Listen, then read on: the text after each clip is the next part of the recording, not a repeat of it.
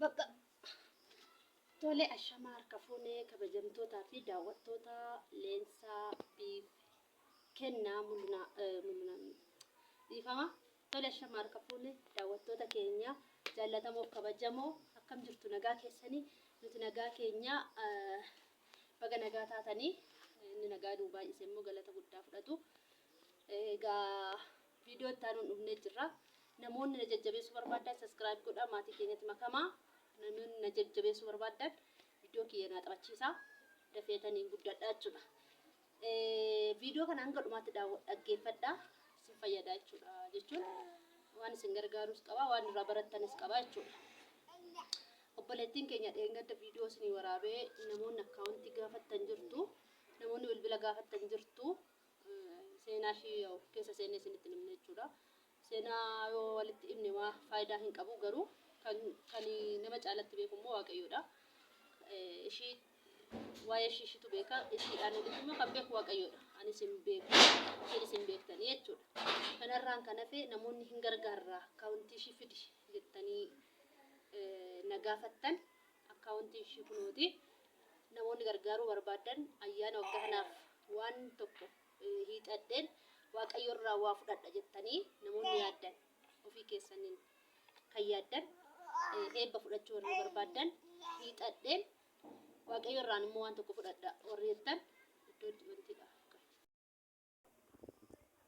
Egaa akkasiin siniin jedha namoonni hiixattanii waan gaarii Waaqayyo irraa fudhachuu barbaadan namni nama ta'e nama gargaaru gatiinsaa asiitii miti lafarraati miti gatiinsaa Waaqayyo irraa argata jechuudha. Obboloota gosa dhugaa Waaqaa siniin jedha obboleettiin kun gargaarsa isinirraa hin barbaadde jechuudha waan biraa miti. Kasi jedha mucaatu sagalee dhageessaa jira ani egaa birrii irra ga'ee kanaaf xiqqoo sagaleen daa'ima sirrii jechuudha. Kanaaf obboleettii kana gargaaraa isheen isinitti himattu rakkoo ishee jechuudha maal akka isinirraa barbaaddu of isheen isinitti himattu jechuudha. Isaan kun ijoollee isheeti. Ishiin kun mucaa isheeti. Inni kun dhiiradha. Ilma isheeti jechuudha. Waan ishiin qabdu isaan kana obboleettiin tokko bilbiltee jechuudha. Waaqa ishee eebbisuu yaada gaarii naaf kennite jechuudha. Mana yoo barbaadde kan kottaa galtuu hojiillee nanumaa fi jette jechuudha. Bakki ishiin jette garuu ta'aayyuu fagoodha jechuudha. Bakki ishiin jette xiqqoo ishii hin fagaata jechuudha. Hojiillee hin barbaadde hojii nama uumuuf hin barbaadde hojii uumameeti hojiillee hojjechuu dandeessi jechuudha. Amma na biraa dhugaan dhugaa dhaffata miicaa oolte jechuudha. Naa kan miidhanas naa tolchite uffatas naa miicite mee ani dubbachuun ofiitiin kan itti dubbatu.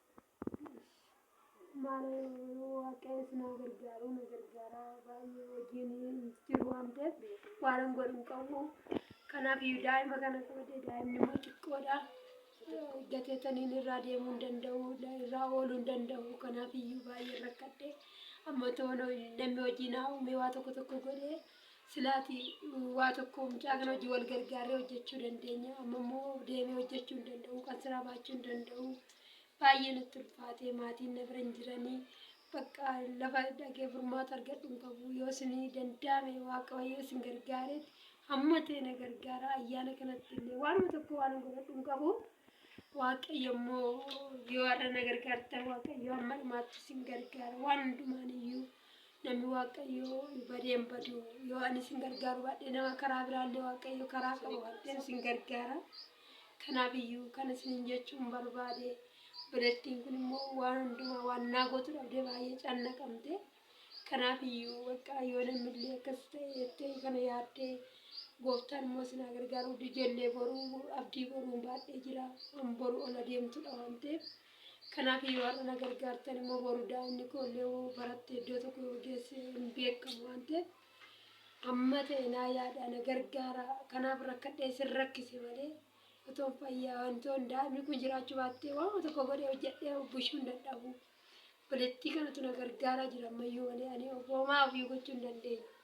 Kanaaf jecha ammuma dhala namaa wal gargaaru waan ta'eef na gargaara. Waaqayyo si na gargaaru na yaada waanuma tokko waanuma harka keessan irra jiru natti gaddaa. Egaa obboleettiin kun waan qabatan ilaalteetu malee dhugaadhaan miidiyaa korratti akka namaaf kadhadhees hin beeku na beektu jechuudha. Takka viidiyoo koo durattis yuutuubii kuusa durii irratti ilaala. Takka ofii kootiif waan hin qabutti kenna malee waan hin qabutti baafadha malee takkaan namaaf kadhadhee hin beeku. Garuu kun waan ta'eef namni nyaatu malee hin jiraatu, dhugu malee hin jiraatu, uffatu malee hin jiraatu. Amma maallaan jettee mataa mucaa kootii torbee erga qibaatu dibee naan gara natti dhagahame dhugaa yesuus otoo ofii koo qabaadhe kun hojii itti kenna kan narraa afuu hin qabu. Sini galee kan narraa afuu hin qabu jechuudha. Waan ittiin ijoollee koo godhu malee jechuudha. Narraa afee immoo rakkoo hin qabu. Kanaaf namoonni nagaa qabaatanii hojjettanii jiraattan bakka garaa keessanii keessan isheenis nagaa qabdi garuu biyya keenya keessa hojiin hin jiru. Hojjetan iyyuu kun birriin argatamu.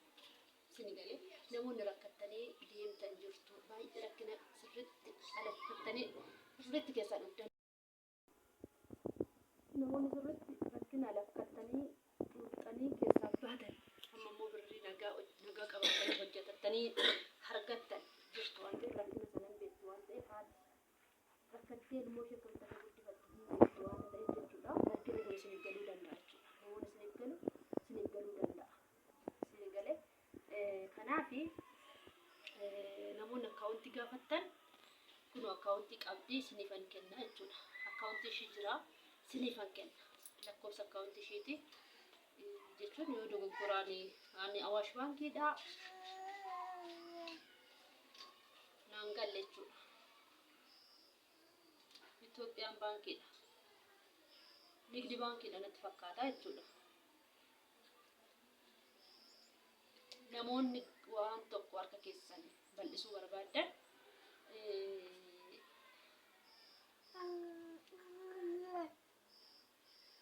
namoonni harka keessan bal'isuu barbaadan yoo jiraattan akkaawuntii ishii tokko